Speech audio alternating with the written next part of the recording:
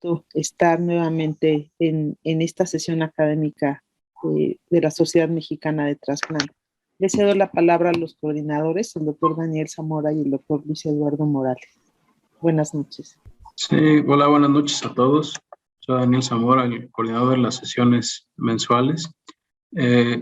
Estas sesiones se van a llevar a cabo el último viernes de cada mes. Este va a ser una excepción porque tenemos la graduación de los residentes a finales de esta semana, entonces preferimos invitar a la doctora Armel Pérez Cortés a acompañarnos en día martes en vez de viernes, que nos va a hacer el favor de hablarnos acerca de opciones terapéuticas de uso temprano para COVID-19. Las sesiones mensuales ya están calendarizadas durante los próximos 2 años y tenemos a ponentes invitados. Lo que hemos hecho es distribuir estas sesiones de acuerdo a los temas y vamos a estar hablando una sesión de trasplante renal, como tuvimos en la sesión anterior, una sesión de trasplante hepático y luego una sesión de otros temas dentro de trasplante, como el día de hoy que se va a hablar de infectología. Y tenemos calendarizadas estas sesiones los próximos 2 años, esperamos que sean de interés para ustedes. Vamos a ir publicando esto en las redes sociales de la sociedad para que estén enterados mes con mes de estas actividades. Doctor Morales, no sé si me hace favor de presentar a la doctora. Sí, bienvenidos todos. Muchas gracias, doctora Armel, por aceptar la invitación. Como siempre, no es la primera vez que participa con nosotros. La doctora Armel Pérez Cortés Villalobos es médico internista e infectóloga. Ambas especialidades las realizó en el Instituto Nacional de Ciencias Médicas y Nutrición Salvador Subirán y posteriormente se fue a hacer un entrenamiento en infectología del trasplante en Toronto, donde se encuentra todavía por allá. Ya se la quieren quedar, pero bueno, ojalá regresen por acá.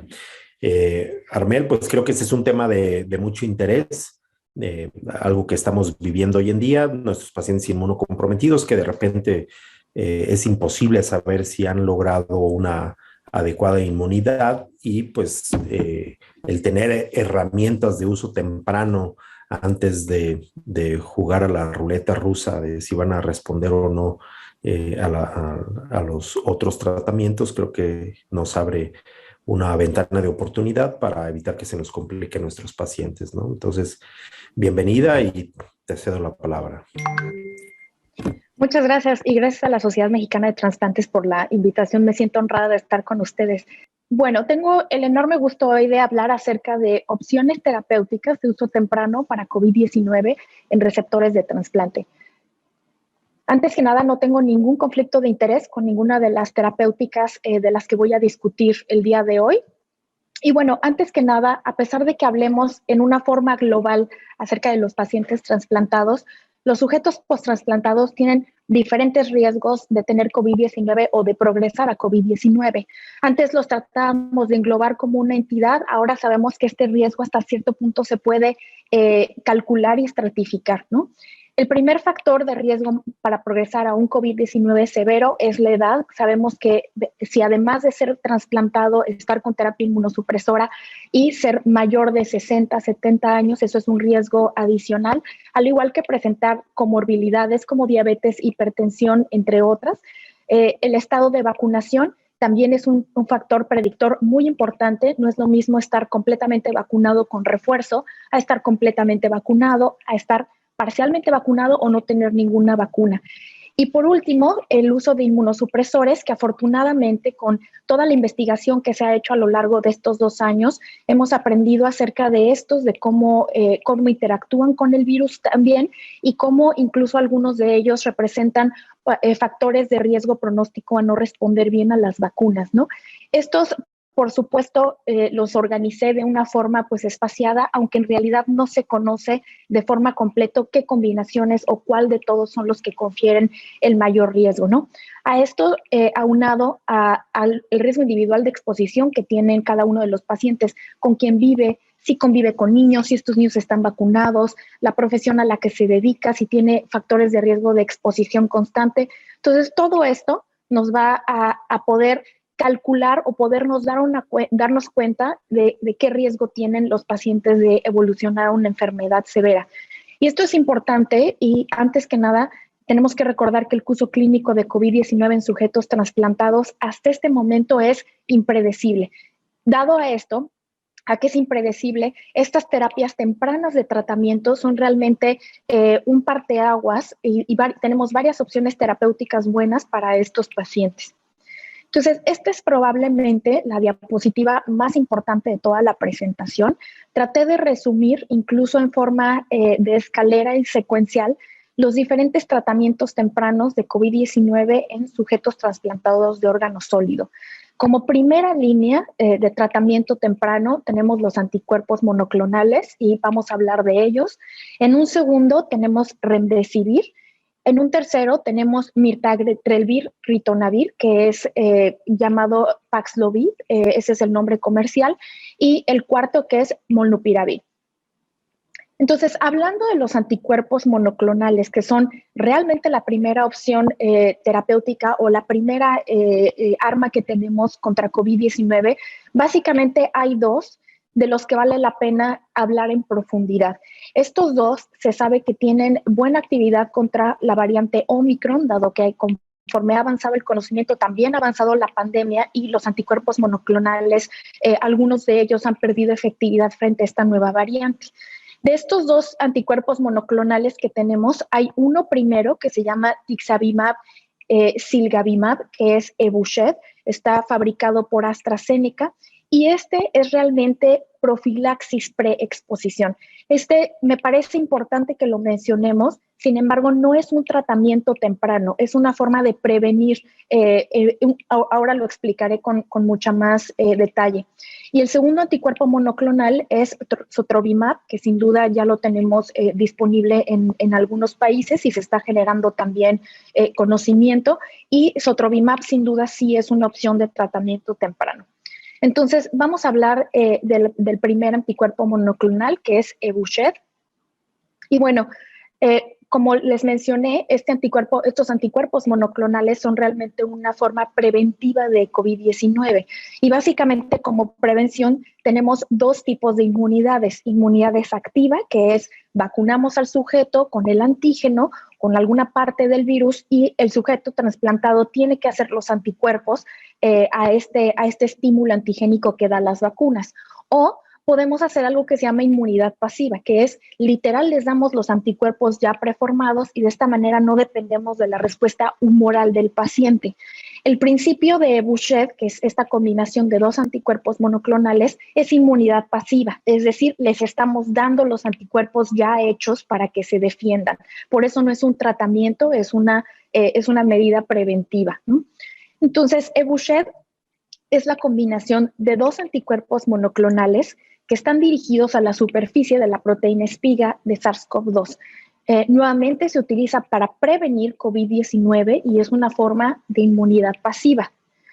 Está aprobado por la FDA para uso de emergencia, sin embargo, todavía falta la aprobación por muchos países más, por Inglaterra, incluido aquí en Canadá, falta todavía la aprobación por Salud Canadá, pero se está generando mucha información y se está utilizando de diferentes formas en los centros de trasplante.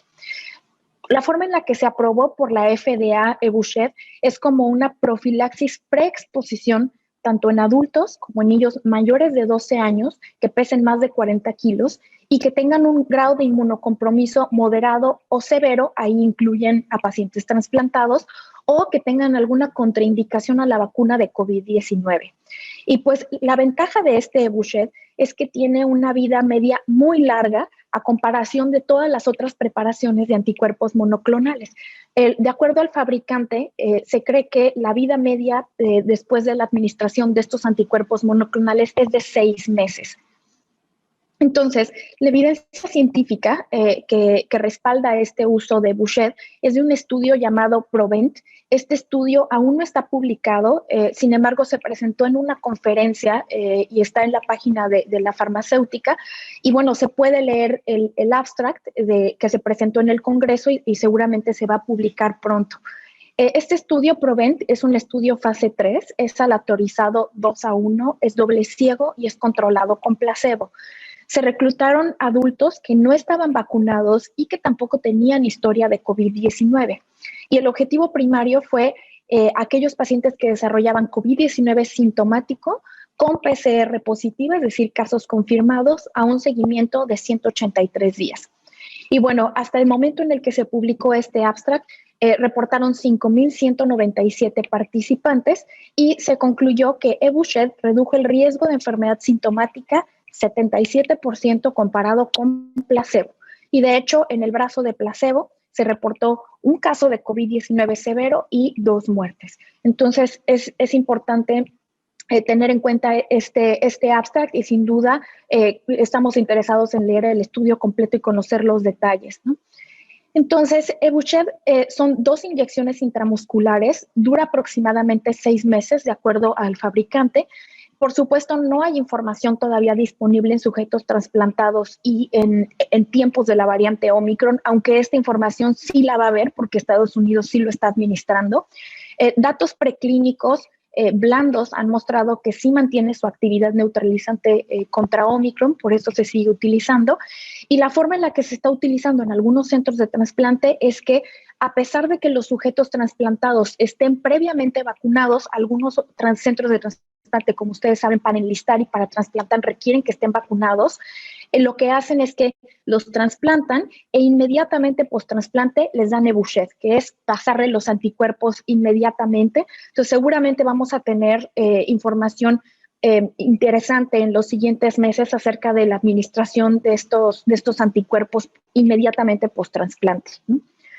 Ahora, un punto muy importante es que estos anticuerpos monoclonales no pueden sustituir a las vacunas contra COVID-19, ¿no?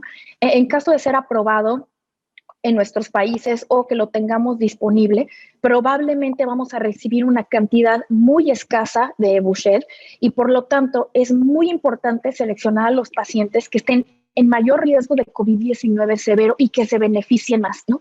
Y básicamente empecé la plática con esta diferente tabla de dentro de los pacientes trasplantados, cómo los podemos estratificar y realmente dárselo dentro de todo el grupo de trasplantados a quien tenga mayores factores de riesgo o adicionales a progresar una enfermedad severa.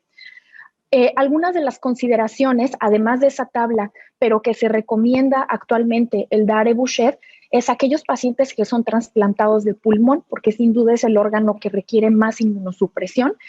Aquellos sujetos que además de posttransplantados tienen más de 60 años, que tienen 2 o más comorbilidades, que han recibido algún tipo de terapia de pletora de células B, como rituximab, o de células T, como ATG o alemtuzumab, o belatacept en los últimos 6 meses. Y también hay alguna recomendación blanda en que se puede administrar a aquellos pacientes que continúan siendo seronegativos a pesar de haber completado un esquema completo de vacunación contra COVID-19, que en sujetos trasplantados eso se considera 3 vacunas.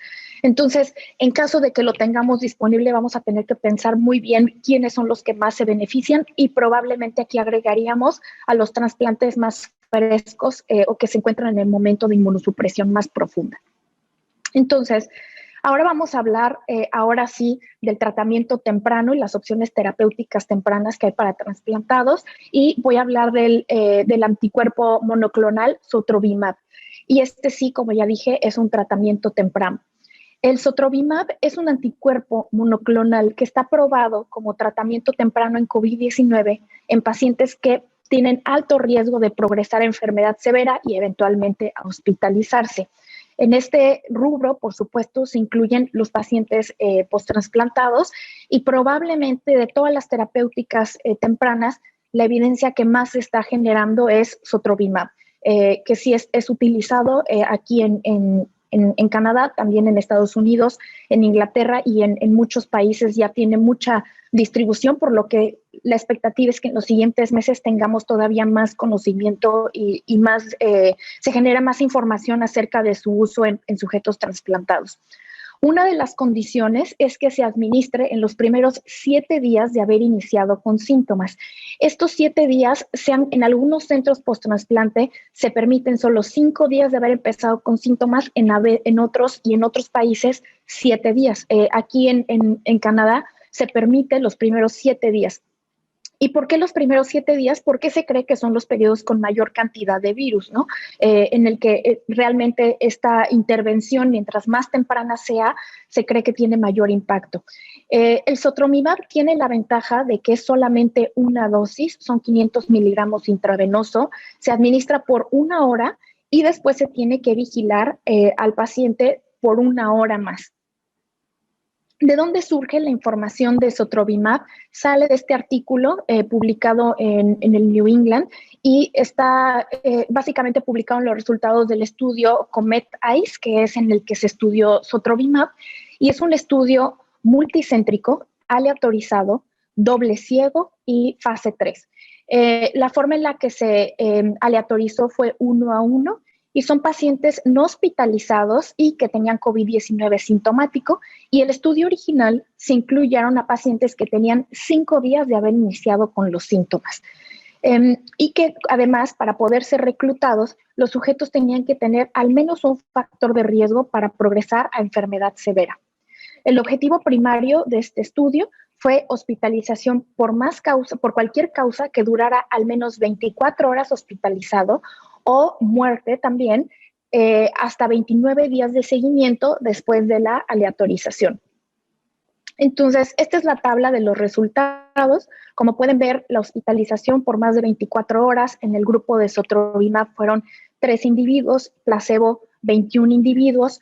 Hubo un paciente en el brazo de placebo que tiene ese señalamiento porque la muerte que hubo fuera un paciente que también fue hospitalizado en el brazo de placebo, entonces se trata del mismo individuo, y lo que observaron fue una reducción del riesgo relativo de 85, ¿no? Entonces, además de eso, uno de los objetivos secundarios, bueno, esto obviamente fue estadísticamente significativo, y alguno de los objetivos secundarios fue también evaluar los efectos adversos, en el que fueron sorpresivamente menos frecuentes en el grupo de Sotrovimab que en placebo. Al tener estos resultados, se aprobó por la FDA para adultos y niños mayores de 12 años o que pesen más de 40 kilogramos y que tengan al menos un factor de riesgo para progresar a COVID-19 severo. Los que se incluyen, obviamente cada centro y cada país lo ha aprobado diferente, pero tratando de englobar todas, mayores de 65 años, que tengan obesidad o sobrepeso, lo cual es relativamente frecuente en la población que tenemos, mujeres embarazadas que tienen enfermedad renal crónica, diabetes mellitus tipo 2, inmunosupresión o tratamiento inmunosupresora, y es en donde entran los sujetos trasplantados, enfermedad cardiovascular, hipertensión, enfermedad pulmonar crónica, trastornos del neurodesarrollo o dependencia de alguna tecnología médica, que es como lo mencionan, que pueden ser dispositivos como CPAP o traqueostomía. Entonces, básicamente, nuevamente, es probable que si lo tenemos disponible va a ser en cantidades escasas y que vamos a tener que realmente estratificar a los pacientes, aunque todos tengan factores de riesgo de progresión, cuáles son los que tienen mayores predictores o mayores factores de riesgo agregados y que se podrían beneficiar todavía más del anticuerpo monoclonal.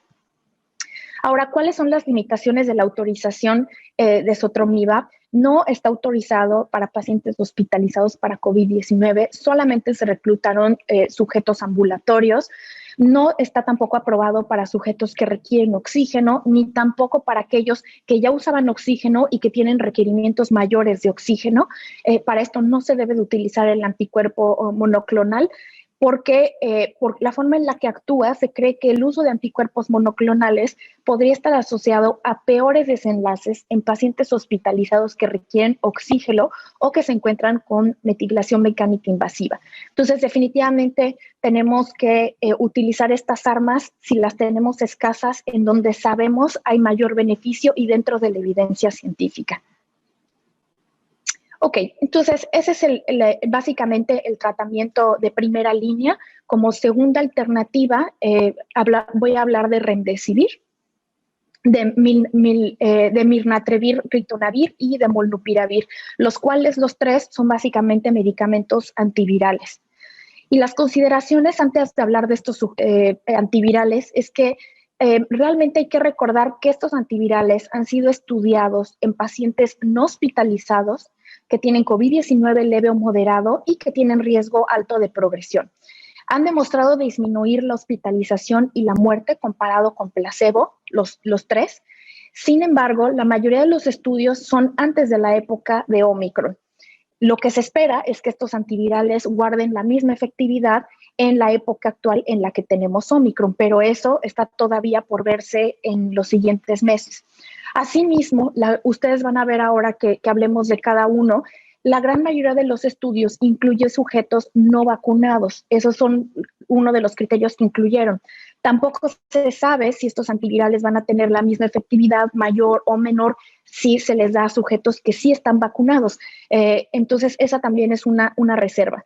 Y por último, en ninguno de estos estudios que voy a presentar se incluyeron sujetos trasplantados de órgano sólido, lo cual también se va a generar conocimiento alrededor de ellos conforme se empiecen a utilizar y a generar experiencia. Entonces, para hablar primero de Remdesivir, Remdesivir es una prodroga de nucleótido de adenosina. Es realmente un antiviral que se hizo para ébola y que se empezó a generar evidencia con uso dentro de SARS-CoV-2. Y cómo funciona es que se metaboliza a un metabolito trifosfato de nucleósido y lo que hace es que actúa como un análogo trifosfato de adenosina o ATP. Entonces, lo que va a hacer es que una vez que se fosforila, va a pelear con el sustrato normal de ATP para incorporarse a las cadenas de ARN. Y entonces, al incorporarse y engañar un poco al propio cuerpo, inhibe la replicación viral. ¿De dónde sale la información de Remdesivir? Pues como ustedes saben, a lo largo de estos 2 años, Remdesivir se ha estudiado muchísimo en diferentes escenarios y estadios clínicos de COVID. Sin embargo, este estudio, también publicado en New England, es el estudio PINET-3. Es un estudio aleatorizado, doble ciego, controlado con placebo en pacientes no hospitalizados. Y esto es lo que hace realmente la aprobación y por lo que se utiliza y se considera tratamiento temprano realmente. En este estudio, en no hospitalizados, el tratamiento tiene una duración de 3 días y se iban a reclutar a pacientes que tenían COVID-19 sintomático en sus primeros 7 días. Es decir, nuevamente, personas con COVID-19 confirmado que tenían síntomas leves o moderados, o un cuadro clínico leve moderado y que se encontraba en sus primeros días de evolución. Y por supuesto, como los otros estudios, que eran pacientes que tenían al menos un factor de riesgo de progresión a enfermedad severa. El objetivo primario de este estudio es un objetivo cuidado primario compuesto. Hay que tener un poco de consideración a esto. Es un objetivo compuesto y se incluía visitas médicas, no tal cual hospitalización, sino visitas médicas o muerte por COVID-19 o cualquier causa hasta el día 28 después de la aleatorización. Entonces, entre los resultados, con este objetivo primario que tenían, se documentaron 2 hospitalizaciones o muertes a 28 días en el lado de Remdesivir, comparado con 15 con el placebo. Como pueden ver, esto fue estadísticamente significativo, concluyendo que hay un riesgo 87% más bajo de hospitalización o muerte comparado con placebo. Y esto nuevamente es en pacientes con riesgo de progresión no hospitalizados con cuadros leves. Por lo tanto, las indicaciones de Remdesivir es en pacientes de alto riesgo de progresión a COVID-19 severo. Es una de las desventajas porque ha sido difícil logísticamente a pacientes que no requieren hospitalización, que estén yendo al hospital con COVID-19 agudo, contagioso y físicamente sintiéndose mal a recibir el medicamento. Eso ha sido conflictivo en muchos centros hospitalarios y seguramente lo es en muchos otros, pero se administra intravenosa y se tiene que dar diario por 3 días. El primer día se tiene que dar 200 miligramos y el día 2 y el día 3 se da la mitad de dosis, que son 100 miligramos. Entonces, bueno, el establecer una clínica de Remdesivir sin duda representa costos, logística y organización, lo cual es algo importante a considerar. Bueno, el siguiente antiviral del que voy a hablar es Nirmatrelvir con ritonavir, o también llamado Paxlovid, que es de la farmacéutica Pfizer.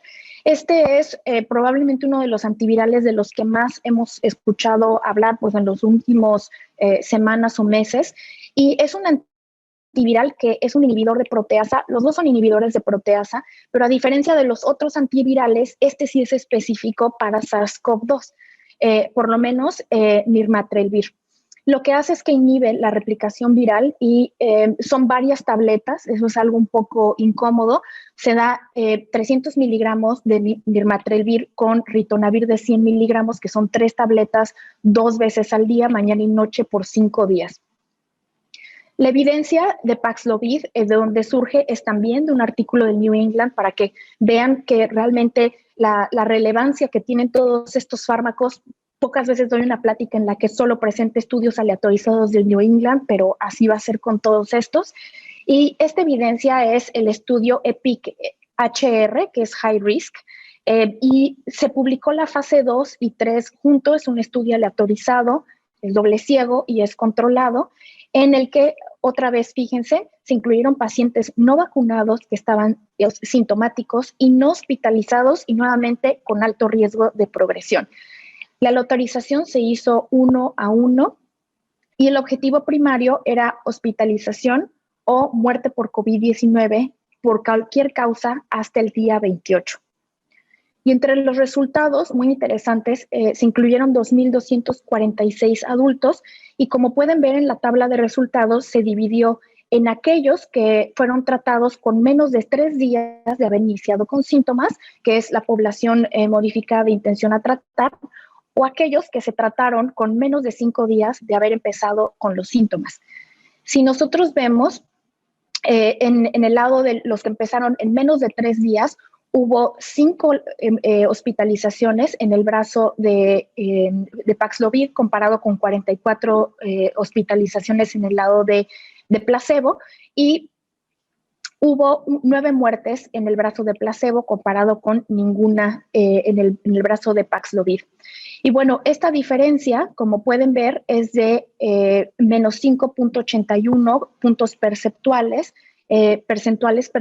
y representa una reducción de riesgo relativo de 88.9, y como se engloba en prácticamente todo el artículo y la literatura, es una reducción de riesgo relativo del 89%. Y bueno, esta es nada más la imagen de la gráfica en la que se ve claramente la diferencia estadística del medicamento contra el placebo. Este estudio no lo puse en la gráfica, sin embargo, también hicieron adicionalmente como objetivos secundarios el cómo iba disminuyendo la carga viral en el brazo que estaba recibiendo Paxlovid contra placebo, en la que nos damos cuenta que también hay una reducción real de la carga viral del virus comparado con placebo. Y la conclusión de este estudio es que Paxlovid reduce 89% la hospitalización y muerte causada por COVID-19 al administrarlo por 5 días a individuos de alto riesgo con enfermedad leve o moderada. Y bueno, en la población de sujetos trasplantados, pues realmente hay una consideración muy importante, dado que este fármaco, a pesar de que tiene estos beneficios, la administración de Paxlovid finalmente es un inhibidor de citocromo 3A, lo cual representa un reto enorme para las interacciones medicamentosas que hay con los antivirales. Podría decir que prácticamente en medicina de trasplante se ha utilizado y se ha tratado de utilizar en algunos centros, sin embargo, prácticamente no se utiliza por el riesgo grande que hay con estas interacciones. Y estas interacciones, por lo menos con los medicamentos inmunosupresores, con los inhibidores de calcineurina, lo que hace es que aumenta considerablemente los niveles de ciclosporina y de tacrolimus. Las recomendaciones de la Asociación Americana de Trasplante es que se trate de monitorizar si es posible. Si no se puede monitorizar los niveles, definitivamente no dar el Paxlovid. Y con los inhibidores mTOR también aumenta las concentraciones de sirolimus y aumenta las concentraciones de verolimus. Y los comentarios son nuevamente los mismos: tratar de monitorizar los niveles de sirolimus, y si no se puede monitorizar, definitivamente no utilizarlo. Ha habido algunos reportes y algunas comunicaciones de algunas incluso farmacólogos de trasplante que han tratado de hacer algoritmos de cómo cambiar las dosis, ¿no? O suspender el inmunosupresor hasta que terminen el tratamiento y no reiniciarlo cierto número de días después, algunos hablan de reducción de una quinta parte de las dosis, pero hasta este momento la evidencia que tenemos es que no hay una estrategia de cómo darlo de forma segura. La realidad es que fácilmente al dar Paxlovid, los niveles, al menos de estos inmunosupresores, en concreto el más común es tacrolimus, se puede salir de control y podemos causarle un daño mayor al paciente, ¿no? Esto además hay que tomar en consideración que pueden haber otras interacciones de Paxlovid, como por ejemplo con amiodarona, con anticoagulantes, con antiepilépticos y con estatinas. Entonces, realmente cuando pensemos en utilizar este fármaco tenemos que revisar cuidadosamente las interacciones y también ajustado a la función renal de los pacientes. Y básicamente por esta razón su uso no es considerado seguro en sujetos trasplantados y algunas guías incluso desalientan a que se utilicen, sino que dejemos como primera línea sotrovimab y remdesivir antes de movernos hacia antivirales vía oral. Y bueno, como el último antiviral del que voy a hablar es el conocido molnupiravir. El molnupiravir es una prodroga también, es un análogo de ribonucleócido y lo que hace es que inhibe la replicación viral al causar una acumulación de errores en el genoma viral que conduce a inhibir la replicación. El molnupiravir no es un antiviral específico hecho para SARS-CoV-2, era un medicamento que se utilizaba o se pensaba utilizar, se había hecho idealmente para influenza, entonces tampoco es un antiviral específico de SARS-CoV-2. ¿De dónde sale la evidencia de molnupiravir y de su uso? También nuevamente un estudio publicado en New England, es el estudio MOVE-E-OUT, que es un estudio fase 3, también aleatorizado, doble ciego y controlado con placebo. Y en este estudio se incluyó, al igual que en los otros, una población muy parecida, sujetos que estaban sintomáticos, confirmados con COVID-19, que no estaban hospitalizados, que no estaban vacunados nuevamente, que tenían COVID-19 leve o moderado, con un factor de riesgo a progresión. Entonces, realmente son poblaciones estudiadas muy similares entre todos ellos. En este estudio también se incluyeron sujetos que estaban en sus primeros 5 días de enfermedad y el objetivo primario era hospitalización y muerte por cualquier razón, incluido obviamente COVID-19 al día 29. Y bueno, lo que podemos ver en la gráfica, se incluyeron 1,433 pacientes y se encontró una reducción del 30% de hospitalización comparado con placebo. Hay una diferencia que comparado con sotrovimab, que estamos hablando casi 90%, remdesivir también una efectividad bastante alta, pues el 30% de molnupiravir lo que ha hecho es que pues, no se considere como un fármaco que se vaya a utilizar en un futuro muy cercano, ¿no? De hecho, algunos países no han autorizado su uso porque fueron un poco desanimados con estos resultados, ¿no? Que fue un antiviral que no está hecho para SARS-CoV-2 y que a pesar de que se había anunciado inicialmente que había tenido una efectividad más alta, ya cuando se tienen estos números, pues fue más baja comparado con las otras opciones terapéuticas tempranas. Entonces, molnupiravir se debe de dar 800 miligramos, que son 4 tabletas de 200 miligramos por 5 días. Tiene una condición que es que no se puede dar en el embarazo ni durante la lactancia, a comparación que el Paxlovid, que Paxlovid sí se puede dar durante el embarazo. Y una de las cuestiones más importantes a considerar es que molnupiravir tiene un riesgo teórico de desarrollo de mutaciones en pacientes que tienen periodos prolongados de excreción del virus. ¿Qué significa eso? Pues como sabemos, en la gran mayoría de los pacientes que son sanos, que cursan con una infección respiratoria alta nada más, excretan el virus por alrededor de 7 a 8 días, ahora con Omicron. Cuando tienen una neumonía, un cuadro más severo, 15 hasta 21 días en promedio.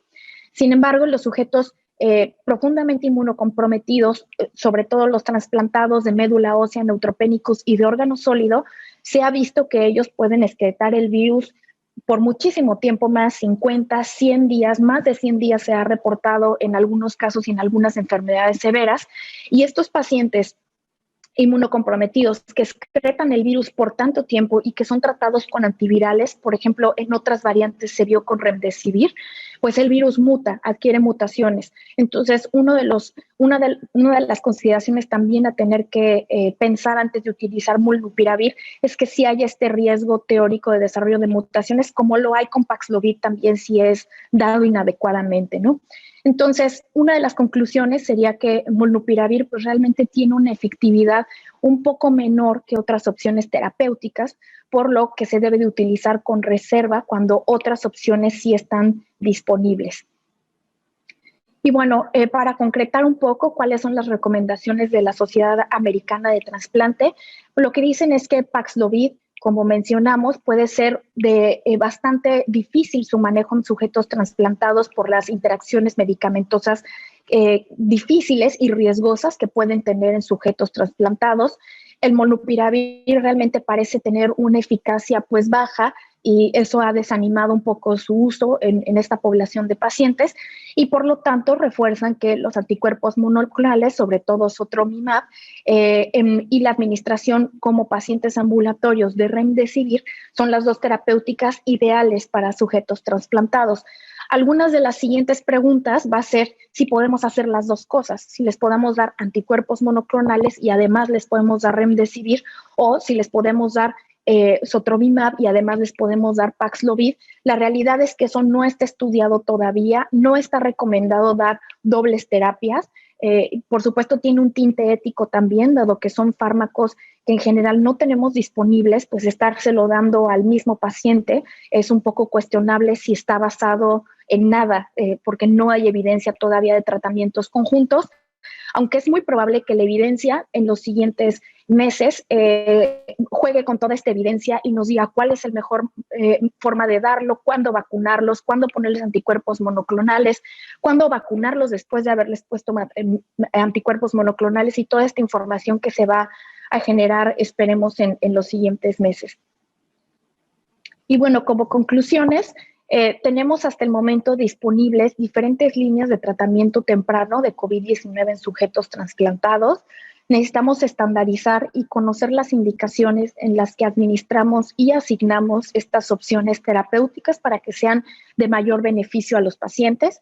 Y la disponibilidad de estas terapias es realmente una importante limitación que tenemos en prácticamente todos los países en este momento.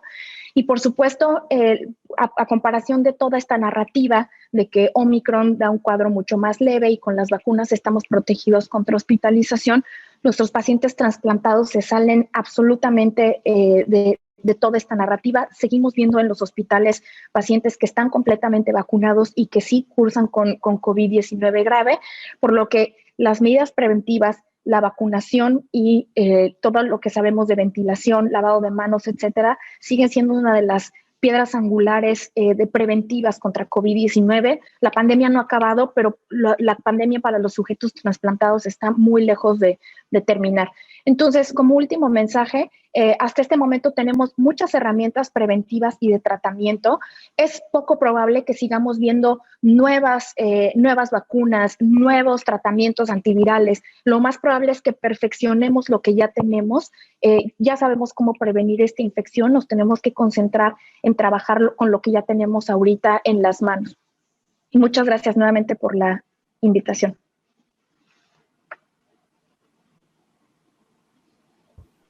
Gracias, Armel. Excelente plática, como siempre. Ya nos tienes acostumbrados a estas excelentes ponencias.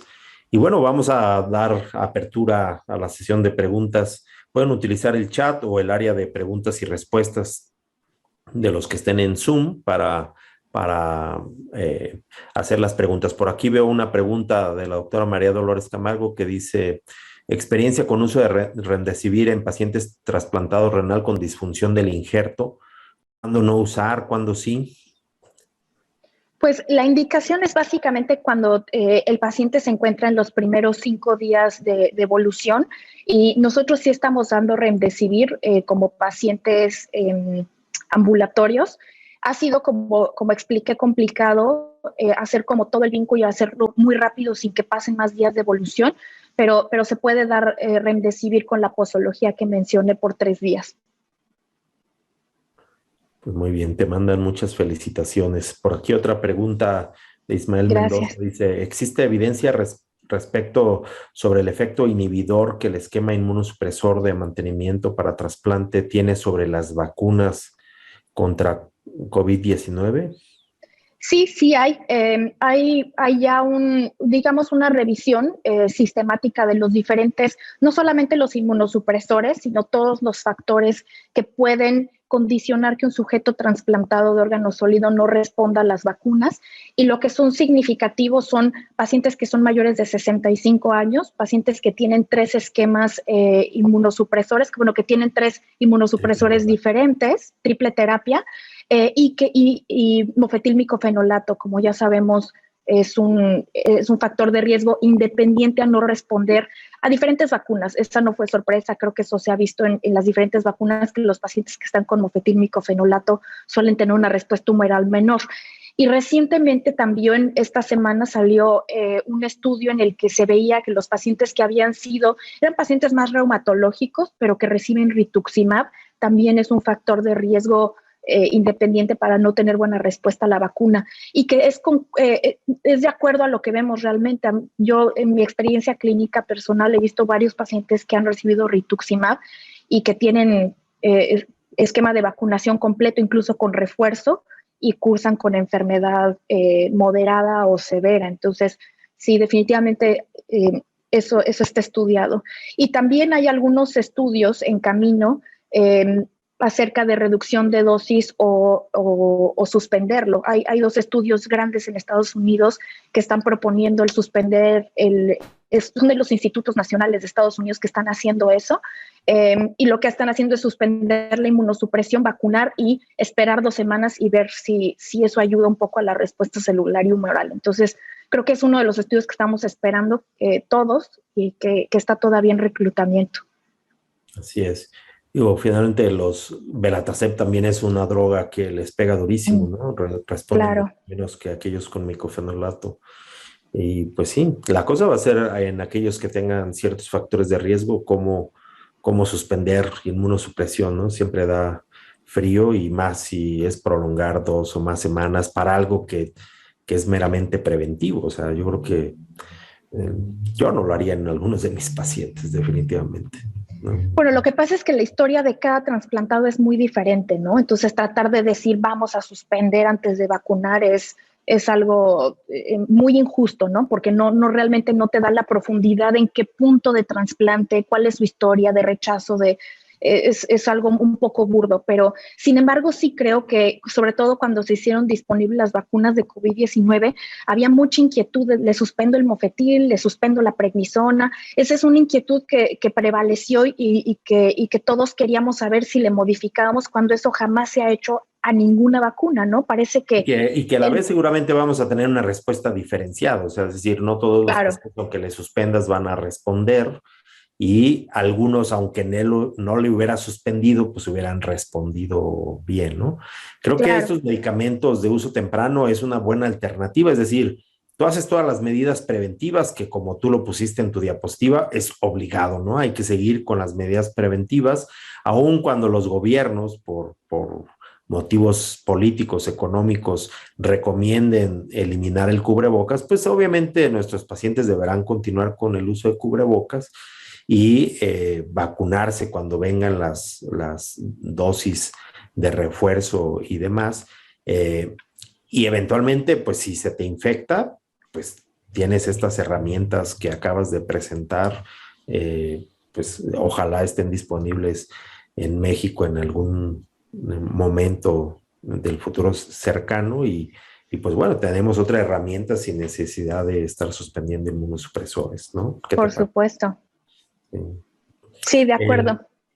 Ahora ya hay incluso estos reportes de quintas dosis, ¿no? Ya habíamos visto cuartas dosis, quintas dosis, pues ya no sabemos dónde irá a parar esto de los refuerzos para pacientes trasplantados. ¿Ustedes hacen de rutina la medición de anticuerpos en los pacientes trasplantados? Y si tú tienes una medición reciente en un paciente que se te acaba de infectar, ¿actuarías diferente con el uso de estos fármacos de uso temprano? Es decir, ¿tiene anticuerpos? ¿No lo uso? ¿No tiene anticuerpos? ¿Sí lo uso? ¿Qué opinas? Esa es muy buena pregunta. Nosotros no hacemos medición de anticuerpos de rutina. No conozco exactamente qué centros de trasplante sí lo hagan, ya como manejo clínico, ¿no? Como por materia de investigación, obviamente muchos centros lo hacen, pero aquí no se hace. Aquí en lo que vamos es en una cuarta dosis. Aquí se da una cuarta dosis a sujetos trasplantados mayores de 70 años y otros factores de riesgo, ¿no?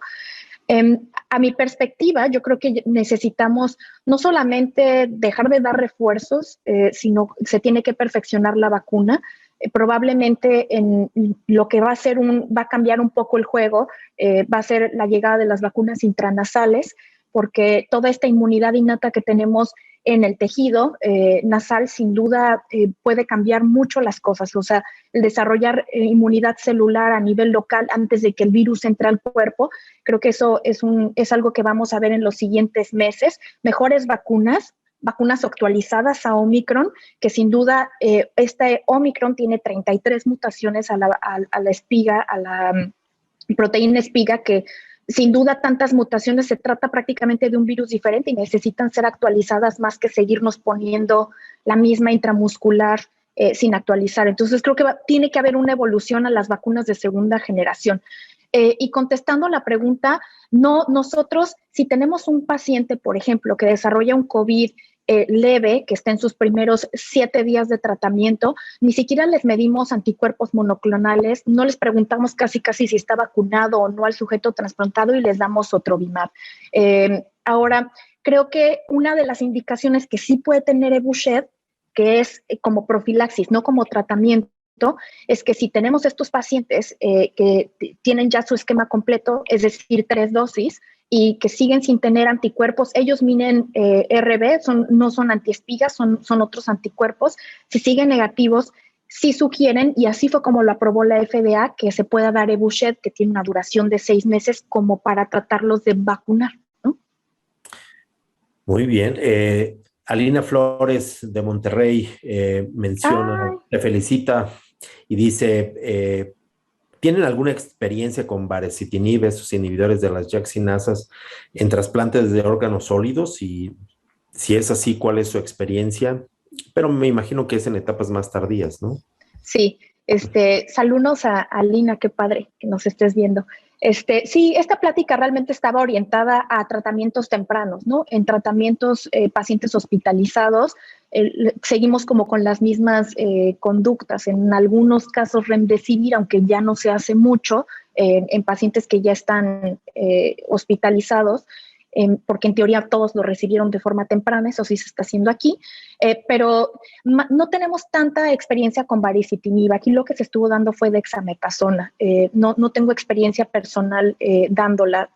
Creo que no estoy segura que haya una publicación ya de baricitinib y enfermedad severa en trasplante de órgano sólido, pero la conducta sigue siendo la misma: dexametasona, tocilizumab, en algunos casos remdesivir y nada más. Ok. Por aquí nos pregunta Ana Catalina, de por allá anda en tu tierra también. Doctor Armel, de los ensayos clínicos que presentó que aún están por concluir, ¿sabe si están incluyendo adolescentes o escolares mayores de 12 años? Sí, hay algunos estudios que sí incluyeron a mayores de 12 años. Me parece que el de Paxlovid están incluyendo adolescentes, pero no sé hasta qué edad. Y el estudio de Evusheld está todavía abierto. Me parece que ese es solo con adultos. Y nos pregunta también Aminda Salazar si ustedes realizan mediciones de PCR o carga viral para retirar el aislamiento respiratorio. Sí, sí estamos pidiendo PCR antes. En sujetos trasplantados, justo porque se excreta más el virus, lo que estamos pidiendo es que tengan al menos 21 días de haber iniciado con síntomas o con una prueba positiva, y al día 21 se le toma una PCR separado de 24 horas, se toma una segunda PCR, y si tiene más de 21 días y 2 PCR negativas, retiramos las precauciones.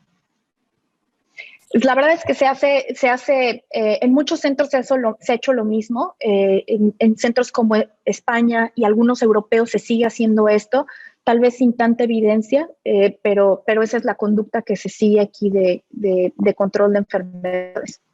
Nos preguntan por aquí una duda no necesariamente relacionada al tema, pero el doctor Mario Torres García dice, en pacientes con infección por SARS-CoV, con neumonía severa, ¿qué hacer con la inmunosupresión? O sea, ¿reduces, omites algún fármaco? ¿Qué haces? Pues de entrada estamos aumentando, digamos que hemos tenido diferentes evoluciones, ¿no? De qué hacer con la inmunosupresión conforme ha avanzado la pandemia. En general les estamos dando dosis de dexametasona, entonces se suspende la prednisona si la tienen, y en casos muy severos, en casos seleccionados, reducimos a veces mofetilmicofenolato, que eso es como que en infecciones virales se trata de disminuir, pero se individualiza esa decisión. Diría que se suspende prednisona tomada, se da dexametasona más menos tocilizumab. En algunos casos se disminuye mofetilmicofenolato, pero con toda franqueza eso se hace cada vez menos, justo porque no sabemos cuál es la implicación de estar jugando tanto con la inmunosupresión en estos pacientes. Uh-huh. Por acá nos preguntan si el medicamento que se recomienda es de AstraZeneca. Bueno, uno es de Pfizer, bueno, antivirales, uno era de Pfizer, otro es de Merck Sharp Dohme, ¿no? Que yo sé. Uh-huh. Sí. No sé si alguno de los monoclonales es de Astra, porque dice, tiene que ver con que la vacuna sea del mismo laboratorio, puesto que existen ya algunas vacunas más, por ejemplo, acá en México. Preguntas. No, la vacuna de Oxford AstraZeneca realmente se elaboró por la Universidad de Oxford, pero necesitaban una farmacéutica que la pudiera distribuir y la pudiera producir. Entonces, la vacuna Oxford AstraZeneca es realmente desarrollada en la Universidad de Oxford, distribuida por AstraZeneca, y Evusheld, que es el anticuerpo monoclonal de duración larga, es de AstraZeneca, y Paxlovid es de Pfizer y Molnupiravir es de Merck, como dijo. Uh-huh. Y preguntan por aquí, Mariano Hernández, hemos utilizado en pacientes en protocolo de trasplante hasta 5 dosis en pacientes gravemente severos con buena respuesta. Lo que no sé es si pregunte de 5 dosis de vacuna o de remdesivir o no. Mariano, si puedes aclararnos, por favor, como que no queda claro. ¿En paciente hospitalizado? Es que dice protocolo sí. de trasplantes hasta 5 dosis en pacientes gravemente severos con buena respuesta. Pero no. Por aquí nos pone remdesivir. ¿Sí? Sí, sí, nosotros también utilizamos en algunos casos remdesivir antes de que se utilizara realmente en esta manera temprana, antes de Omicron. Entonces, con Delta y con las otras variantes sí se estaba dando remdesivir por 5 días en pacientes que estaban hospitalizados temprano, antes de requerir ventilación mecánica y oxígeno y todo lo que sabemos, que de acuerdo al estudio original de remdesivir, pues pierde mucho su efectividad y su objetivo realmente cuando ya están críticamente enfermos, ¿no? Tiene que ser hospitalización y también en una ventana temprana. Sí. Pregunta la doctora Mara Medeiros, nefróloga pediatra, si consideran un factor de riesgo esta convivencia con los niños no vacunados. Ya ves que en México abajo de los 12 años no se ha vacunado. Entonces, la pregunta es si eso por sí solo constituye un factor de riesgo para el paciente trasplantado. Pues yo más bien lo vería como, por supuesto, la convivencia con una persona no vacunada es de riesgo, ¿no? Pero aquí de lo que estamos hablando no es evitar enfermarte, sino reducir el riesgo de que te puedas enfermar. Entonces, creo que no convivas con un niño, ¿no? Es aprende a convivir con un niño que no está vacunado. Entonces, es controlar el ambiente del niño, a dónde va, que no esté en Perisur, que no esté no sé dónde, sino también poner de su parte para que tenga un círculo o una burbuja que la proteja, convivir con cubrebocas. Entonces, no se considera un factor de riesgo como para limitar la visita de ninguna manera, pero requiere consideraciones especiales cuando un trasplantado convive con cualquier persona no vacunada, ¿no? Sí, acá ya resulta importante porque ya las escuelas tienen actividades presenciales, ¿no? Entonces, sí hay mucha convivencia y brotecitos en las escuelas, ¿no? Sí. Pregunta Pamela Latorre, dudas sobre el papel del plasma convaleciente en pacientes post-trasplante. Yo no conozco ninguna evidencia del uso de plasma convaleciente en sujetos trasplantados. se me hace curioso porque todavía algunas recomendaciones de la Asociación Americana de Trasplante lo mencionan, ¿no? Mencionan sotrovimab o plasma convaleciente, pero no, de mi conocimiento, no hay evidencia de su uso exclusivo en sujetos trasplantados. En pacientes de alto riesgo, incluso ya con infección avanzada, pues como sabemos, no tuvo ninguna efectividad, no tuvo ningún impacto en el curso de la enfermedad. Entonces, es probable que eso ocurra también en sujetos trasplantados. Y por otro lado, tampoco vamos a tener la respuesta, porque ahora tenemos anticuerpos monoclonales pues tan buenos, ¿no? Que previenen 89% hospitalización y muerte cuando se dan de forma temprana, que bueno, me parece que más bien... más específicos, con menos contaminantes, ¿no? Creo que... Exacto.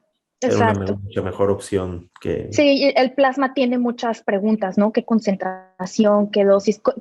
Hay diferentes sistemas para purificarlo, entonces yo creo que ya ese tren ya pasó. Sí. Y el otro punto que nos pregunta Mara Medeiros es ¿alguna recomendación para combinar vacunas? Ya ves que mucho se ha dicho de la secuencia de la vacuna. ¿Tú qué opinas?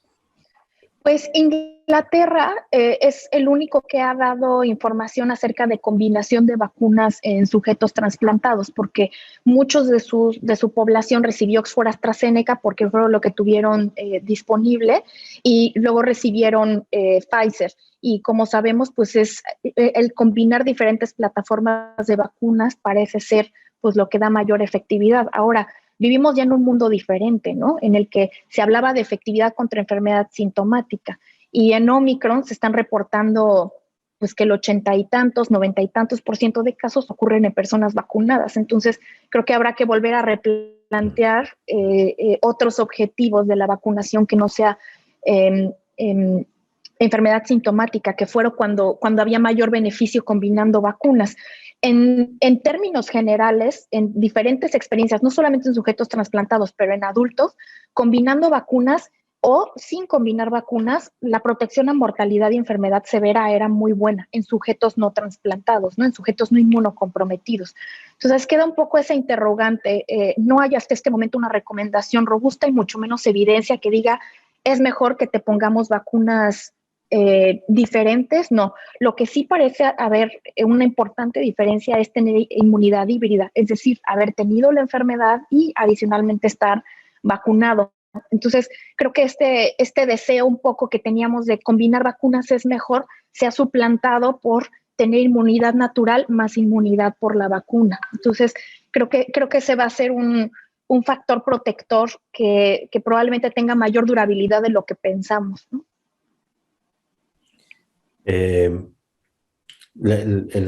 Por aquí dejaron una pregunta en Facebook, la doctora Marta Barrientos. Dice, el receptor de donante cadavérico positivos, asintomáticos a COVID, ¿recomienda trasplantar o aún es negativo completo el realizar el trasplante? O sea, me imagino que de donante positivo, asintomático. Uh-huh. Esa es excelente pregunta, y con toda honestidad las recomendaciones de los diferentes centros de trasplante, incluyendo la canadiense, la americana, son bastante vagas. Lo que estábamos haciendo a principios de la pandemia el año pasado era 21 días después de haber tenido COVID-19 y tener 2 PCRs negativas se podía trasplantar, ¿no? Trasplantes selectivos, el receptor. Ajá. Uh-huh. Sin embargo, después de que empezamos a hacer esto, salieron 2 estudios en el que se vio que había desenlaces quirúrgicos peores cuando se operaban a los pacientes después de haberse recuperado de COVID-19, es decir, tuvieron COVID-19, están recuperados, pero todavía están en este periodo convaleciente. Si tienen cirugías tempranas, tenían peores desenlaces. Por ese motivo, ahora estamos en un momento incómodo en el que no sabemos exactamente qué recomendar, ¿no? La Asociación Americana de Trasplante sugiere que, de ser posible, que el paciente lleve más de 21 días con recuperación clínica, que tenga 2 PCRs negativas separadas por 24 horas y que, si es posible, como es el caso de donación vivo renal, se difiera la cirugía 7 semanas de haber padecido COVID-19 y luego se haga el trasplante electivo, ¿no? Esto obviamente es algo que no se puede respetar en casos de trasplantes muy sensibilizados en los que es su oportunidad, ¿no? Obviamente en el trasplante de hígado, nuevamente no hay una terapia sustitutiva, entonces tienes que trasplantar si tienes el órgano.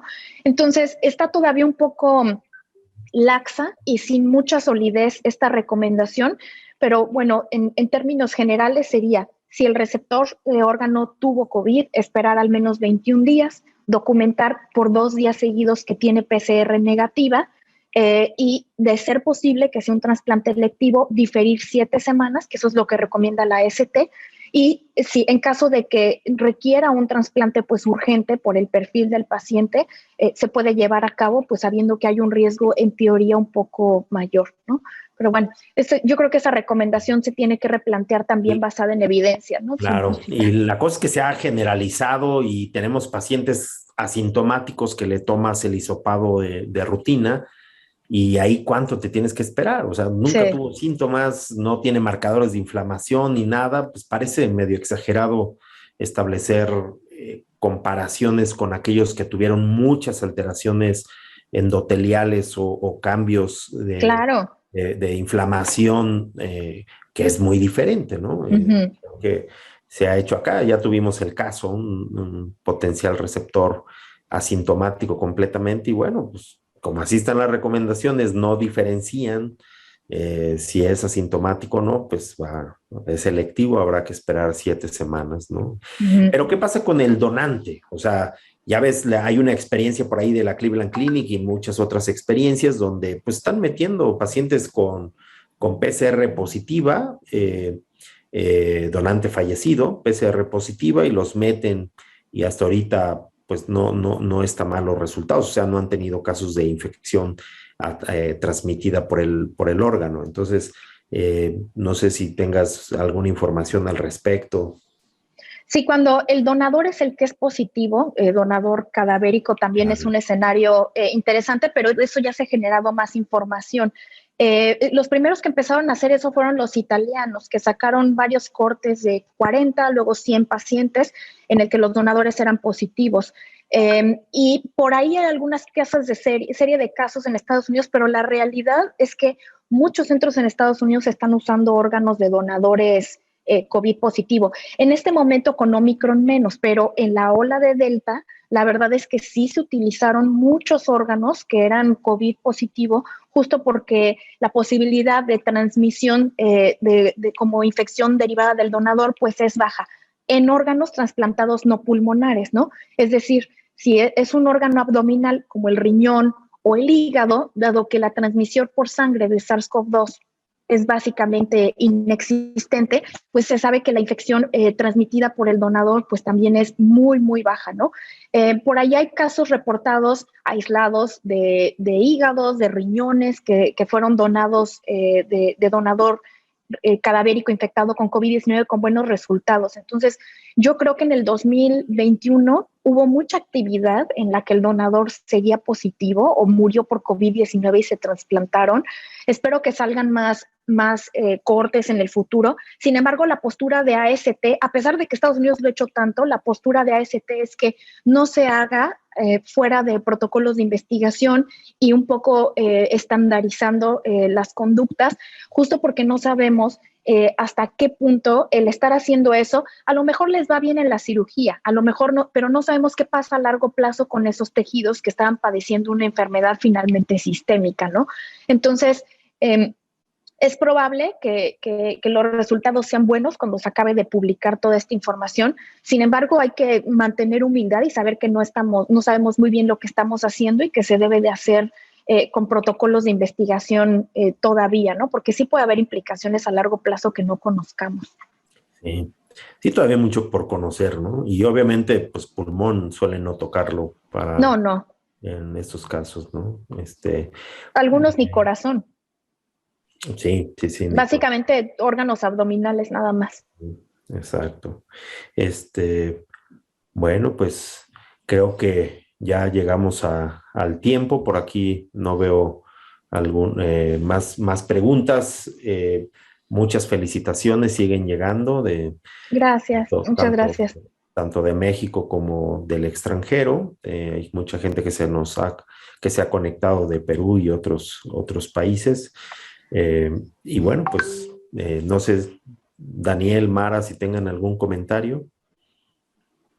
Ya me comentaron, que ya vas a ser la jefa de infectología de trasplantes ¿en dónde? En la Universidad de Manitoba. Estoy en Winnipeg. Bueno, ya estás por allá. Yo te presenté como si estuvieras en Toronto todavía. Estoy estrenándome todavía. Estoy en mis primeras Falta semanas. de actualización. Sí. Pues muy bien. Mara. No, pues muchísimas gracias. Realmente excelente presentación, muy clara, porque es un tema en el que hay que estarse actualizando, porque van saliendo nuevos estudios y nueva evidencia. Nosotros en la población pediátrica pues tenemos el problema de que aún hay menos información, ¿no? Sí. Pero bueno, habrá que luchar mucho porque sí se vacunen a los menores de 12 también, ¿no? Uh-huh. Imagino que ustedes sí los vacunan, ¿no? ¿Ustedes hasta qué edad vacunan? Hasta los 5 años. A los que están en lista de espera y trasplantados, ¿verdad? Uh-huh. No sé honestamente qué condiciones hay para niños de trasplante. No, creo que aquí en el chat está Catalina, que es nefróloga de trasplantes. Ah, sí, ya, pero aquí, todos los mayores de 5, pues sí. Sí, a todos los mayores de 5 años. No sé si. Las 4 dosis, ¿no? Que recomienda el CDC. En adultos llevamos 4 dosis. No sé si Cata quiera comentar si 4 también diga, universalmente se considera 3 esquema completo en trasplantado, ¿no? El tener las 3. Okay. Adultos. Nos dice Catalina que a todos los mayores de 5 años y a todos los que se dejen, dice, agarramos parejo. Solo la Pfizer mínimo 3 dosis. Uh-huh. Perfecto. Muchísimas gracias. Muy bien, pues felicidades, Daniel. Nada más agradecerle a Armel su presentación y la presentación tan didáctica que nos tuvo el placer de dar hoy. Muchas gracias y gracias por la invitación y por considerarme. Bueno, ya vendrán las siguientes, ya verás. Sí, con mucho gusto, yo honrada. Bueno, pues muchas gracias y gracias a todos los que se conectaron.